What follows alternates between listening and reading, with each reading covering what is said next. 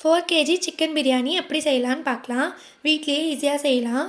நான் வந்து வீடியோ ஸ்டார்ட்டிங்லேயோ இல்லை வீடியோ லாஸ்ட்லேயோ எதுவும் பேசி டைம் எல்லாம் வேஸ்ட் பண்ணல.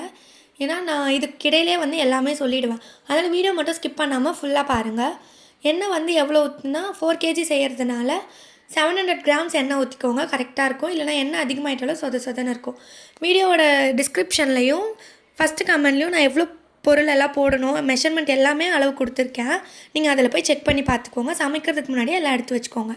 ஏன்னா நல்லா காஞ்சதுக்கப்புறமா பட்டை, கிராம்பு எல்லாமே போட்டுக்கோங்க. ஏலக்காய், பட்டை, கிராம்பு, அன்னாச்சிப்பூ இது 4 போட்டுக்கோங்க. நான் எவ்வளோ போடணுன்னு ஃபஸ்ட் கமெண்டில் பின் பண்ணியிருக்கேன், பார்த்துக்கோங்க.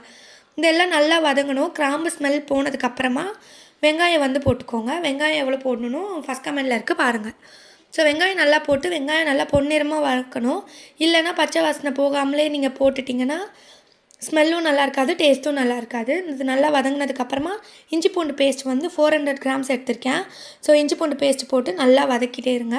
இது நல்லா வதங்கணும். இதோட பச்சை வாசனை போகிற வரைக்கும் நல்லா வதக்கி விட்டுட்டே இருந்தீங்கன்னா நல்லா இஞ்சி பூண்டு ஸ்மெல்லெல்லாம் போய் ஸ்மெல்லே சூப்பராக வரும். இந்த டைமில் புதினா, கொத்தமல்லி ரெண்டுமே ஒரு கட்டு கரெக்டாக இருக்கும். இந்த 4 கேஜிக்கு நீங்கள் எவ்வளோ கேஜி செய்கிறீங்களோ அதுக்கேற்ற மாதிரி எடுத்துக்கோங்க. புதினா மட்டும் கிள்ளினா போதும். கொத்தமல்லி வந்து கிள்ளிடாதீங்க. எல்லோரும் வந்து கிள்ளி போட்டுறாங்க, அப்படி போடக்கூடாது. புதினா வந்து மட்டும் கிள்ளினா போதும். கொத்தமல்லி வந்து கட் பண்ணி போட்டுட்டிங்கனால நல்லாயிருக்கும். தண்டு தான் ஸ்மெல்லே வந்து சூப்பராக இருக்கும். ஸோ இது நல்லா வதக்கி விட்டதுக்கப்புறமா பச்சை மிளகாய் போட்டுக்கோங்க. பச்சை மிளகாய் ஸ்டார்டிங்லேயே போட்டிங்கன்னா அது வெடித்து ஒரு மாதிரி ஸ்மெல்லில் வந்துடும், நல்லா இருக்காது. தக்காளியும் பச்சை மிளகாவும் ஒன்றா போட்டு உப்பு வந்து இந்த டைமில் எவ்வளோ வேணுமோ கரெக்டாக போட்டுக்கோங்க. உப்பு நீங்கள் தக்காளி வதங்கிறதுக்கு மட்டும் போட்டாலே போதும். ஏன்னா நம்ம பத்தலைனா அதுக்கப்புறமாவும் போட்டுக்கலாம். ஸோ உப்பு போட்டு நல்லா தக்காளி வந்து குழைய வதங்கணும். அது வதங்கிறதுக்குள்ளவே அடுப்பு தீ வந்து இந்த டைமில் கம்மி பண்ணிக்கோங்க, இல்லைனா தீஞ்சிரும், கருகிடும்.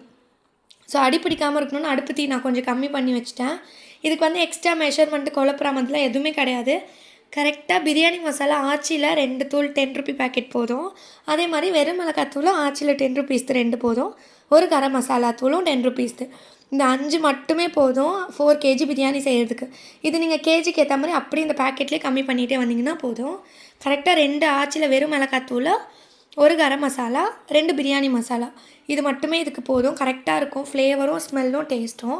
இது நல்லா போட்டு அடி பிடிக்காமல் கலரிட்டே இருங்க. கொஞ்சம் நேரம் கை விட்டிங்கனாலும் மசாலா போட்டதுக்கப்புறமா அடி பிடிச்சிரும். ஸோ அடி பிடிக்காமல் கலரிட்டே இருங்க. அதுக்கப்புறமா தயிர் போடுங்க. தயிரும் வந்து 400 கிராம்ஸ் போடுங்க, கரெக்டாக இருக்கும்.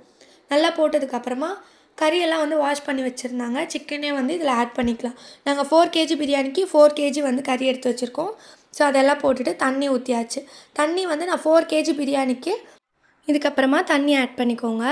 தண்ணி வந்து 1 கேஜிக்கு 1.5 லிட்டர் தண்ணி வேணும். அதனால் நான் 4 கேஜி அரிசிக்கு கரெக்டாக 6 லிட்டர் தண்ணி வச்சுருக்கேன். இந்த தண்ணி ஊற்றிட்டதுக்கப்புறமா உப்பு வந்து நல்லா கரிக்கணும். உப்பு இந்த டைமில் நல்லா கரிக்க இருந்தால் தான் சாப்பாடு வெந்து வந்ததுக்கப்புறம்.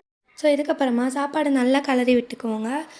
பொறுமையாக கலரணும். இந்த டைமில் அரிசி உடையாமல் சாப்பாடு தண்ணி மட்டும் வச்சு கலரிக்கோங்க.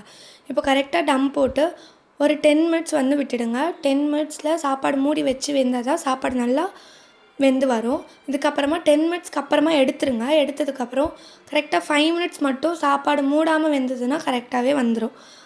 ஸோ 5 மினிட்ஸ் மட்டும் மூடாமல் லைட்டாக அடி பிடிக்காமல் கலரி விட்டுக்கோங்க. இந்த இடத்துல சாப்பாடு உடையாமல் கலருங்க. நான் கலர்ற மாதிரி சாப்பாடு உடையாமல் கலர்னதுக்கப்புறமா இந்த டைமில் சாப்பாடு ஒரு 5 மினிட்ஸ் நல்லா கொதிக்கும் போது 4 கேஜி பிரியாணிக்கு ஒரு 2 லெமன் மட்டும் போதும். அரை லெமன் வந்து 1 கேஜிக்கு. ஸோ 4 கேஜிக்கு 2 லெமன் ஃபுல்லாக ஊற்றி விட்டுக்கோங்க. இந்த டைமில் ஊற்றுனீங்கன்னா தான் சாப்பாடு உதிரியாக வரும், உடையாமல் வரும். அது ஊற்றி விட்டதுக்கப்புறமா சாப்பாடு வந்து தண்ணியும் சாப்பாடும் ஒரே அளவுக்கு வந்துடும். அப்போ சாப்பாடும் தண்ணியும் ஒரே அளவுக்கு ஈவன் பண்ணி விட்டுட்டு வாழை இலை வந்து எல்லோரும் 1 போடுறாங்க. 1 போடாதீங்க, 1க்கு மேலே இன்னொன்று 2 போடுங்க. அப்படி போட்டால் தான் மேல் சாப்பாடு தீயாது. ஏன்னா கீழேருந்து கறியெல்லாம் எடுத்து மேலே போடுறதுனால மேலே இருக்க சாப்பாடும் தீயாமல் வரும். ஸோ இது போட்டுட்டு கரெக்டாக 15 to 20 மினிட்ஸ் விட்டிங்கன்னா போதும். சாப்பாடு உடையாமல் உதிரியாக சூப்பராக வந்துடும். இதே ஃபாலோ பண்ணி நீங்களுமே செய்யுங்க. ரொம்ப ஈஸியாக நம்ம வீட்டில் இருக்கிறத வச்சு நல்லா பிரியாணி சூப்பராக டேஸ்ட்டாக உடையாமல் உதிரியாக வந்துடும். ஸோ சுட சுட எல்லாருமே பரிமாறிங்கன்னா சூப்பராக இருக்கும்.